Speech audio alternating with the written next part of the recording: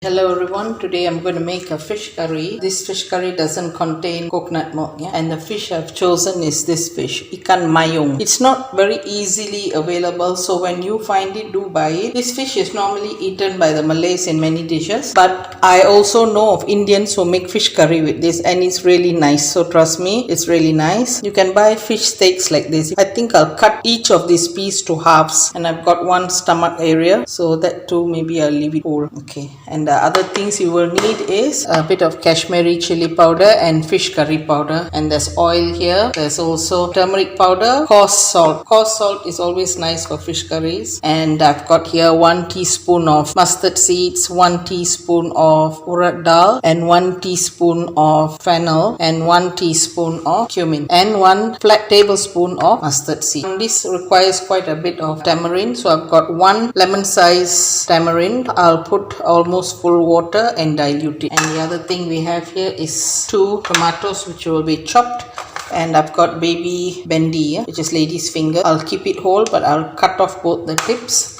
And here I've got purple small brinjals. They call this terung biru, and that's about it. The chili powder mainly comes from the Kashmiri chili powder, but if you don't have it, you can use normal chili powder because it gives a nice color. What I will do is marinate the fish with salt and turmeric, and then 1 whole onion, I will chop it up, and there's about 7 small shallots, 1 inch ginger, and about 5 garlic, 1 green chili, and 2 curry leaf stalks. So the blended ingredients will be blended, and what is chopped will be chopped. We'll start cooking. This is a very tasty fish, and the curry will be quite tasty too because the fish itself is very tasty, and I'm not using coconut milk, so it will have a distinct flavor to this curry. Sometimes it's boring to always take fish curry with coconut milk. Once in a while, for a change, this fish will be nice for this curry. There's certain fishes that's nice to cook without coconut milk. This is one of them. Okay, hari ni aunty nak masak kari ikan mayung, style orang India lah. Yang diperlukan adalah minyak, serbuk kunyit, garam kasar. Garam kasar memang sedap untuk kari ikan. Dan di sini aunty ada serbuk kari ikan, dan di sini ada Kashmiri chili powder. Kalau tak ada Kashmiri punya, tak apa, pakai serbuk chili biasa saja. Dan di sini aunty ada ikan mayung 4 keping. Mungkin yang ini aunty akan potong 2 lah. 1 sudu kecil urad dal, 1 sudu kecil jintan manis, dan jintan putih pun 1 sudu kecil, biji sawi pun 1 sudu kecil, halba 1 sudu makan rata. Lepas tu 2 tomato dicincang, dan 5 terung biru. Ini kita akan belah 2 yang kecil tu, belah 2 yang besar tu, belah 4 lah. Dan ini ada bendi kecil-kecil sedap, saya cuma potong ujung-ujung dia saja. Asam jawa sebesar 1 lemon ya, dan masukkan air penuh macam ni lah. Ikan ni nanti aunty akan perap dengan garam dengan kunyit. Lepas tu kita start masak. Yang blend punya 7 bawang merah kecil, 1 inci halia, 6 bawang putih, 2 tangkai daun kari, 1 cili hijau, dan 1 bawang besar. Ni bawang besar ni dipotong half-half. Okey, yang ni kita akan tumis, yang ni kita akan blend dan tumis ya. Okey, aunty siapkan semua. Ini style orang India tanpa santan. Sedap juga, ada setengah-setengah kari sedap kalau dimasak tanpa santan. Ikan mayung ni memang satu daripadanya lah. Kita goreng dulu bendi dengan terung biru. I'm going to fry the bendi first, and then the purple long brinjals, and get that done and over with.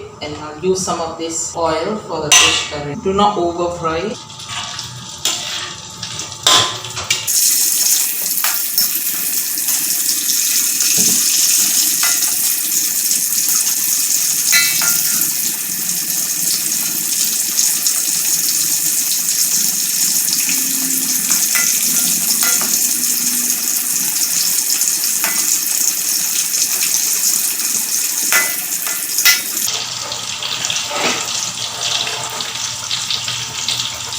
Remove the brinjals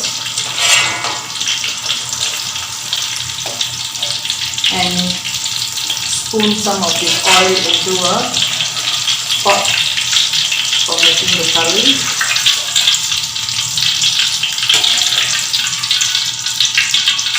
For all of you who don't know, ikan mayung is in the catfish family. This is not the red catfish in ponds. This is found from the sea, and it's quite nice to try it out. Ada yang tak tahu, ada yang tahu. Ikan mayung ni dalam kategori ikan sembilang ya. Bukan yang kita ternak dalam kolam-kolam semua. Ini dari laut ya. So rasa dia memang sedap. Now we put in all the spices. You can put all in one go, but reduce the flame because they actually cook at different heat levels. So you're putting it all together, make sure you reduce the heat. Keep stirring. Kacau selalu ya, jangan kasi dia hangus. Api sederhana ke kecil. Alga tu tak boleh hangus ya, memang pahit. So jaga-jaga. Urat daun tu kena brown sikit. Yang lain-lain tu tak apa. Bunyi pop tu datang dari biji sawi. Okay, watch the fenugreek. That shouldn't get very brown, just nice brown, and the urat dal must go a bit orangey. Okay, after that add in the curry leaves. After the curry leaves, put in the onions and brinjal. Can you increase your flame now? Then goes the blended ingredients. Lepas cili hijau, daun kari dan bawang yang diiris masuk, boleh kita naikkan api ya, biar sampai wangi sebelum masuk bahan-bahan blend seperti bawang putih, halia dan bawang merah kecil ya. Okay, when the onions have become a little bit brown, this is the time you add in the blended ingredients. Bila bawang dah brown sikit saja ya, dekat ujung-ujung dia sudah brown, kita masukkan bahan-bahan yang di blend tadi dan tumis ni baik-baik ya. Bau mentah tu kena hilang. Adding the blended ingredients and cook it down properly. If you are wondering why the stems of the curry leaves are there, Indians believe that this gives more flavor than the leaf itself. That is why, but do wash it properly, whether it's from your garden or you buy it. Orang India suka pakai tangkai dia sebab dia orang percaya tangkai tu ada lagi banyak bau daripada daun dia. Lepas ni kita masukkan tomato. Put in the tomatoes and cook it down. Add in about half a soup spoon of coarse salt. Masukkan setengah sudu sup, garam kasar. You can add a bit of water to cook down the tomatoes properly. Just a little bit. Masukkan sedikit air dan masak ya. Masak tomato ni baik-baik sampai dia lembut. Sebab ada garam dia akan lembut. Lepas tu kita masukkan kunyit, ikuti dengan serbuk kari ikan. Kita masukkan lepas dia lembut sikit, kita masukkan serbuk kunyit, setengah sudu sup tu masuk kari ikan. Saya buat banyak kari sebab ini ada sayur sekali. So macam ni 3/4 lah sudu sup, kunyit ya. In 4 heaping soup spoon of fish curry powder. This is heaping.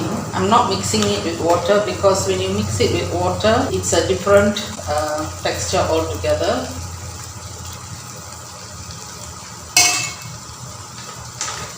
Saya tak masukkan air dan bancuh kali ini sebab bila masukkan air, kari tu lain sikit ya.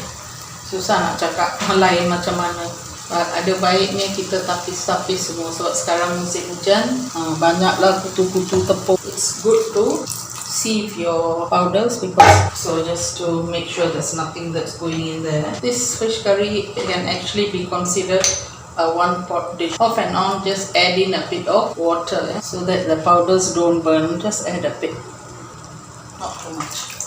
Now 3 spoons have gone in, and now I'll put in the 4th one. Ni sudu keempat ni.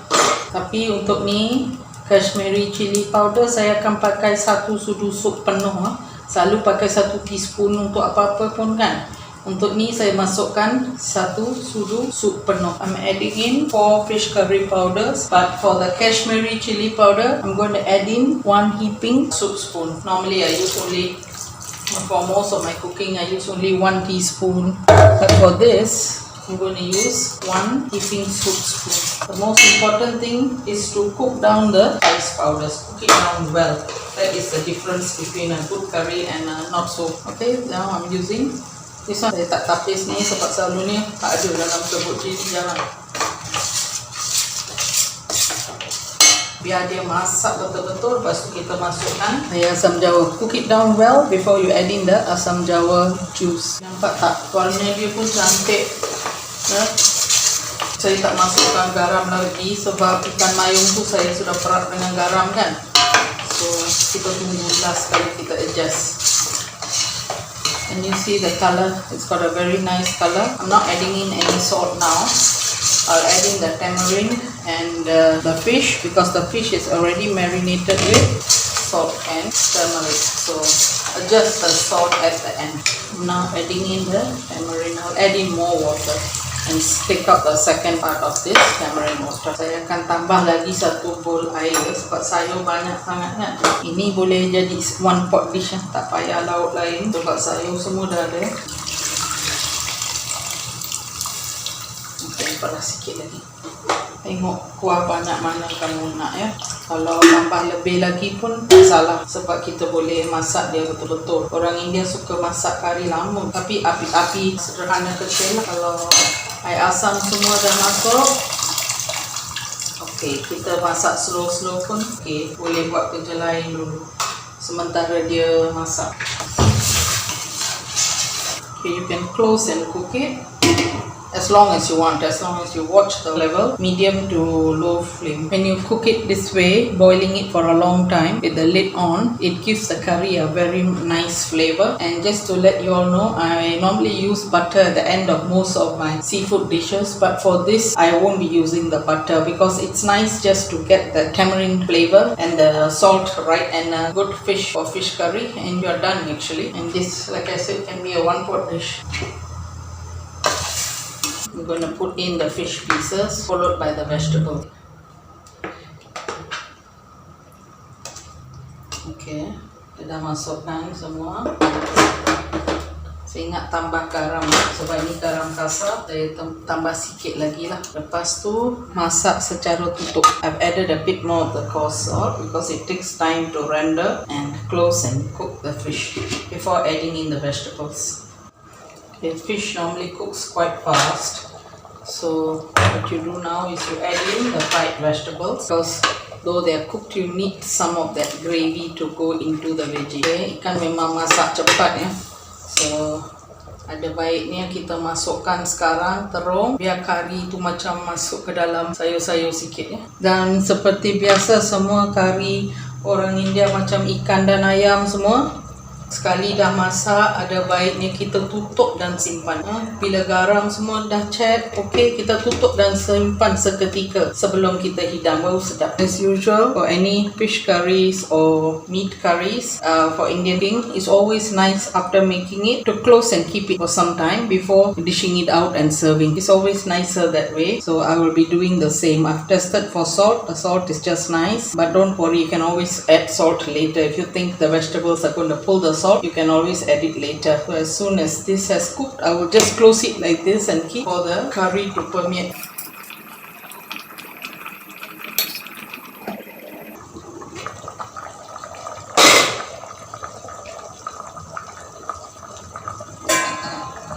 Okay, rasa-rasa ikan dah siap, kita dan tutup 10 minit ke 15 minit ke, lepas tu kita hidang.